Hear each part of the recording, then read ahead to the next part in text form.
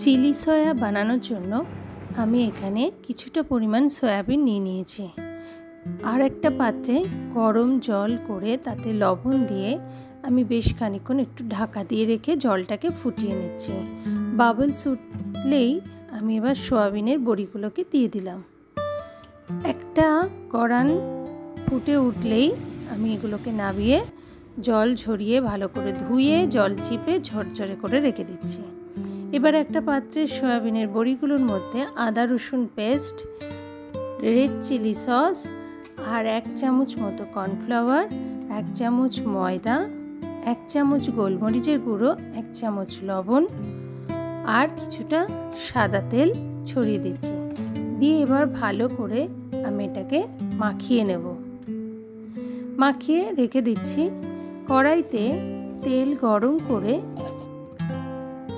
তার মধ্যে একে একে আমি এগুলোকে ভেজে নেব।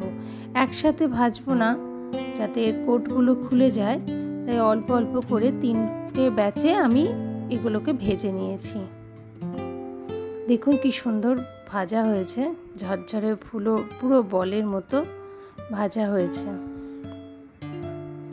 এবার আমি এভাবেই পরপর 3 বারে আমি সমস্ত সয়াবিন দানাগুলোকে ভেজে তুলে নেব। দেখুন কত সুন্দর কালারও এসছে। আমার ভাজাগুলো কমপ্লিট হয়ে গেছে।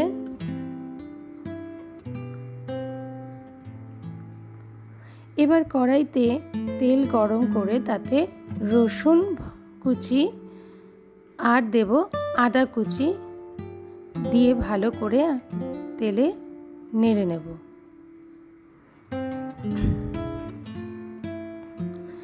হালকা ভাজা হয়ে এলেই আমি এতে দিয়ে দিচ্ছি রেড চিলি সস দিচ্ছি আর দিলাম একটু ভিনিগার। এবার আমি পেঁয়াজগুলোকে ছাড়িয়ে রেখেছিলাম, পেঁয়াজ, ক্যাপসিকাম আর কাঁচা লঙ্কা, আমি এগুলোকে দিয়ে ভালো করে একটু নেড়ে চেড়ে নিচ্ছি। খুব বেশি ভাজা হবে না, হালকা নাড়াচাড়ার পরে আমি এবার এতে দিয়ে দিচ্ছি টমেটো সস। টমেটো সসটা একটু বেশি লাগবে। লবণ দিচ্ছি স্বাদ মতো, গোলমরিচের গুঁড়ো আর একটু মিষ্টি আনার জন্য সামান্য পরিমাণ চিনি দিয়ে দিচ্ছি। দিয়ে ভালো করে আমি নেড়ে নিচ্ছি।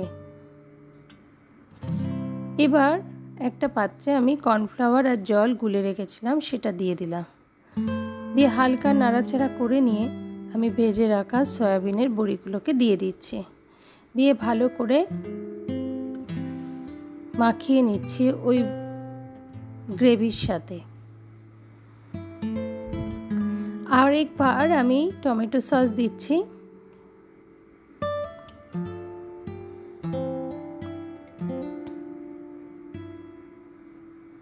দেখুন কত সুন্দর কালার এসছে। আজকের রেসিপি আপনাদের কেমন লাগলো জানাতে ভুলবেন না। আর আমার চ্যানেলটিকে সাবস্ক্রাইব করে আমার পাশে থাকবেন। লাইক, কমেন্ট, শেয়ার করতেও ভুলবেন না। নামানোর পর আমি এর ওপর দিয়ে ধনেপাতা কুচি ছড়িয়ে দিচ্ছি। এটা ফ্রাইড রাইসের সাথে খেতে দারুণ লাগবে। আজকের মতো বিদায় নিচ্ছি। নমস্কার, আবার দেখা হবে।